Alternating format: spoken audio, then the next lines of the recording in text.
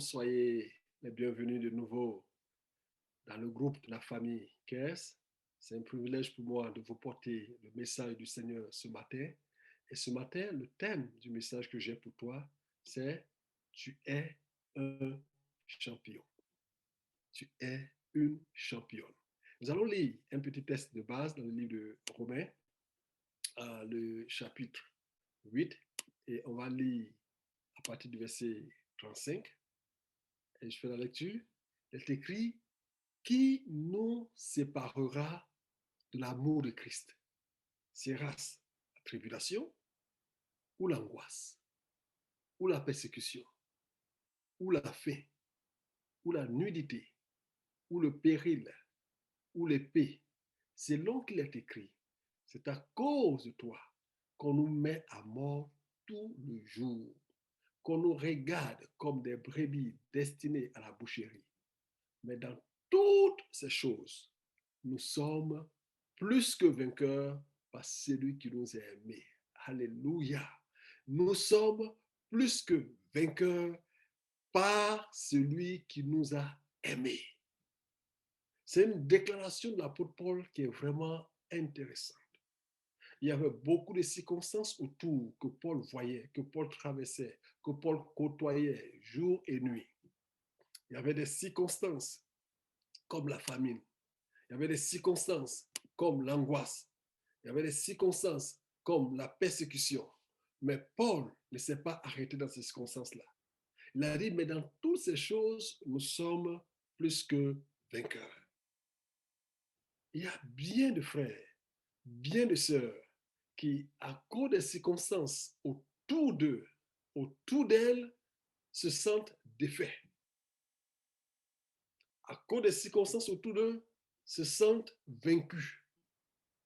À cause des conditions de vie, se sentent vaincus. Quand Paul parle de la persécution, il y a le rejet à l'intérieur, la famine, la privation des dents, la nudité, il y a le manque. Mais dans le manque, dans le rejet, dans les privations, Paul dit, même dans toutes ces choses, nous sommes plus que vainqueurs. Nous ne sommes pas juste vainqueurs, mais nous sommes plus que vainqueurs. C'est pourquoi je dis, tu es un champion. Je suis un champion. Tu es un champion. Nous sommes plus que vainqueurs. Il y a bien d'occasions, bien de personnes qui avons vu de la parole de Dieu depuis le livre de Genèse en allant jusque dans le Nouveau Testament, qui ont démontré autre chose. Et la première personne à qui nous pouvons penser à Adam et Ève dans le jardin.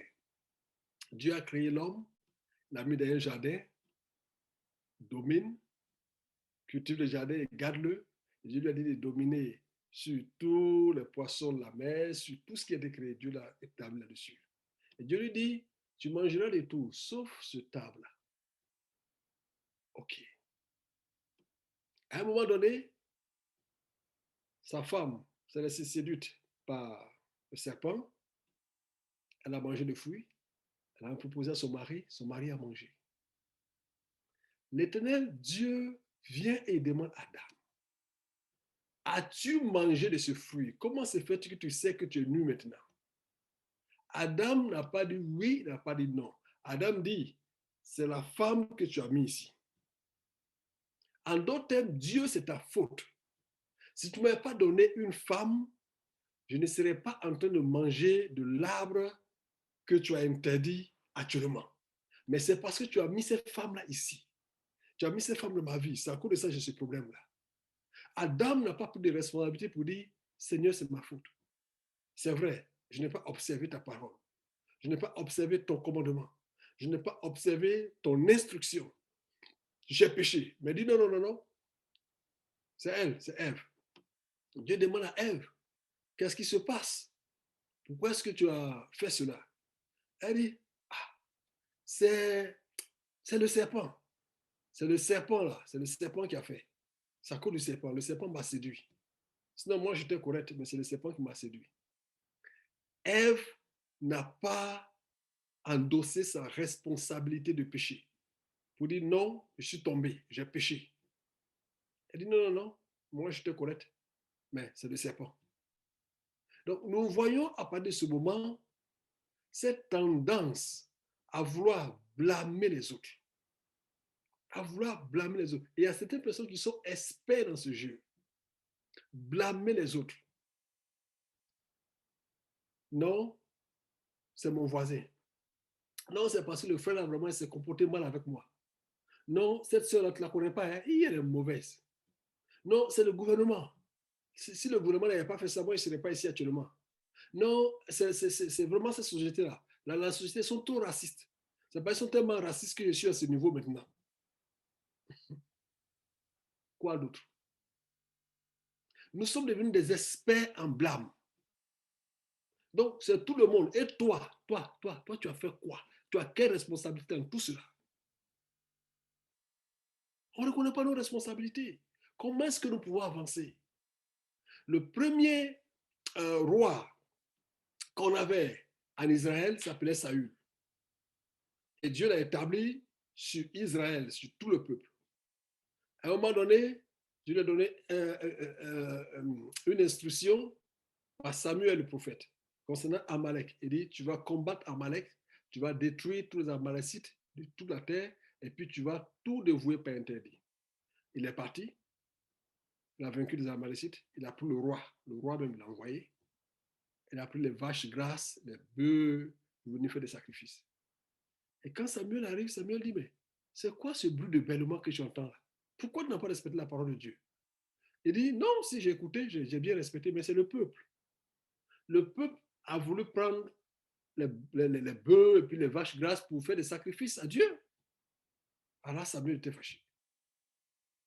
C'est là que Samuel lui a dit, mais est-ce que Dieu trouve l'obéissance, trouve du plaisir dans les sacrifices plutôt que dans l'obéissance?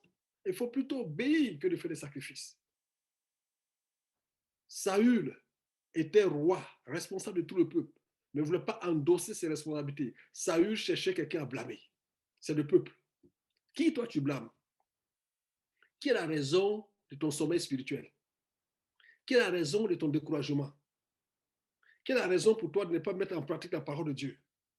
Quelle est la raison pour toi d'échouer à l'école? Quelle est la raison pour toi de ne même pas pouvoir atteindre un objectif que tu t'es fixé toi-même? C'est la société, n'est-ce pas? C'est ton mari, c'est ta femme, ce sont tes enfants, c'est le gouvernement. Toi, tu n'as rien fait. Le jour que nous allons commencer à comprendre nos responsabilités, à endosser nos responsabilités, alors nous allons commencer à vivre notre vie de champion.